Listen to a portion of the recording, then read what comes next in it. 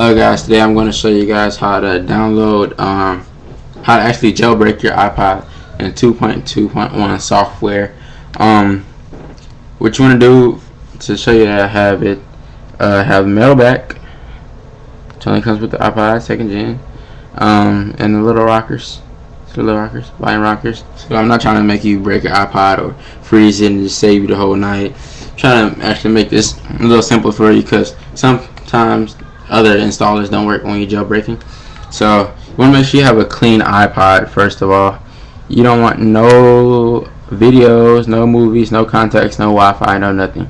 So I have that all done on there, and I'm gonna be actually showing you guys. I have installer and city on there. Only reason why, because I did a video but the camera wasn't recording. Slap on my part.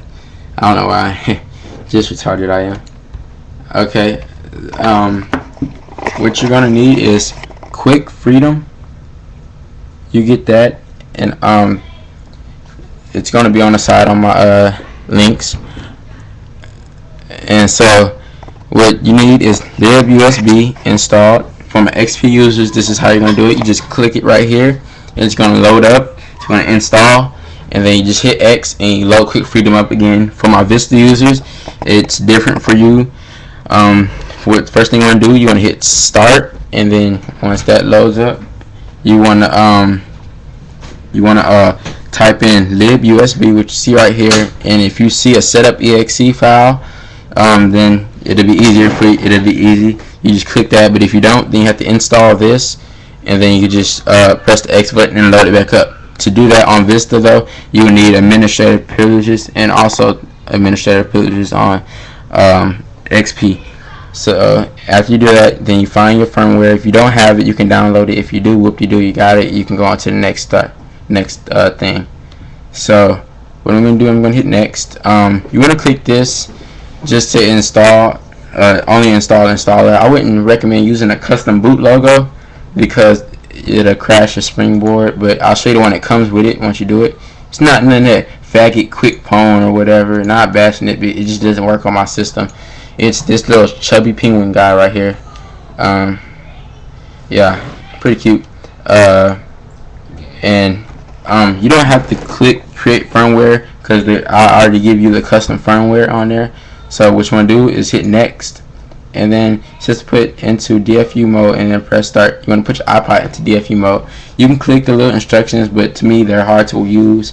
It took me I don't know how many tries to get DFU mode, and so I just did it my way. And so I'm going to show you how to do it my way. What you want to do, you want to get your iPod. You want to hit the home button to turn it on first, and then after you do that, you want to hold the home button and the power button at the same time, and wait till you hear the disconnect sound, and then you let go of the power button and keep holding home. So there you go. Then you keep holding the home button, and then you should hear it reconnect. Okay, it reconnected.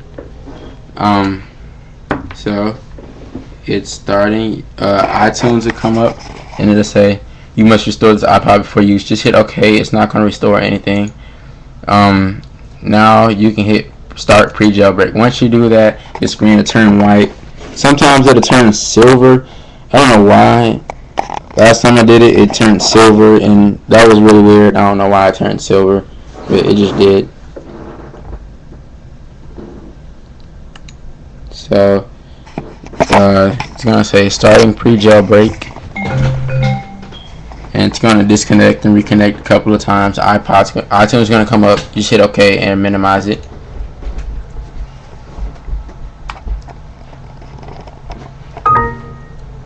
And it says it's already in jailbreak mode. So what you want to do is you want to pull up iTunes, and then you want to hit Shift, and then you want to click. You want to hold Shift, and you want to click Restore.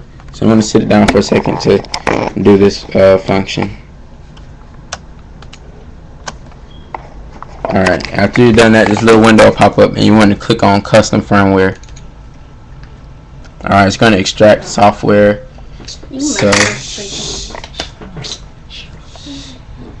and then extract or whatever, and then it's starting to prepare. Your iPod should disconnect, reconnect, and turn off whatever it does. It really doesn't require any help right now.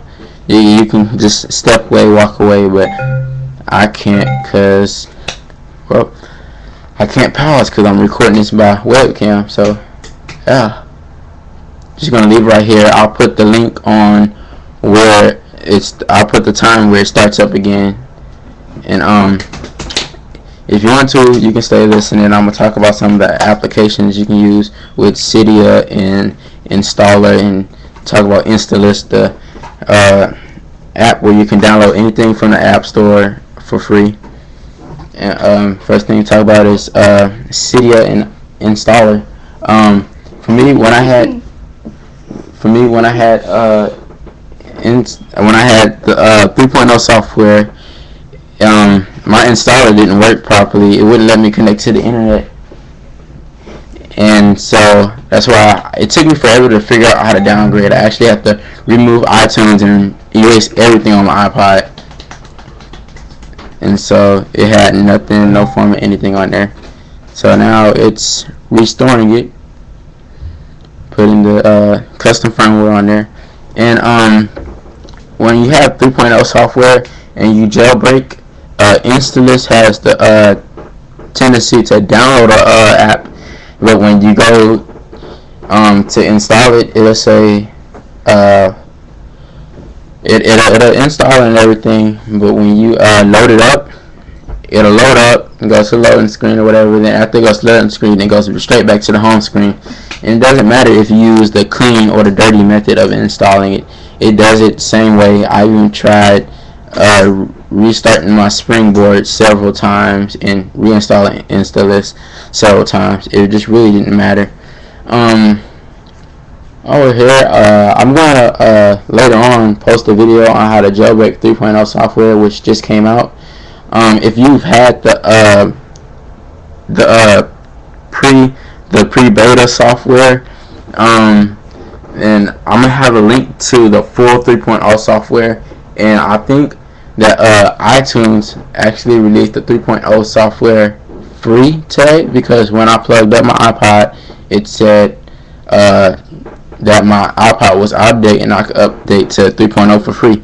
So I don't know if that's true, if it's just making you go through all of that and sign up, or is it because I have a 3.0 software file on my computer. So iPod is still verifying software.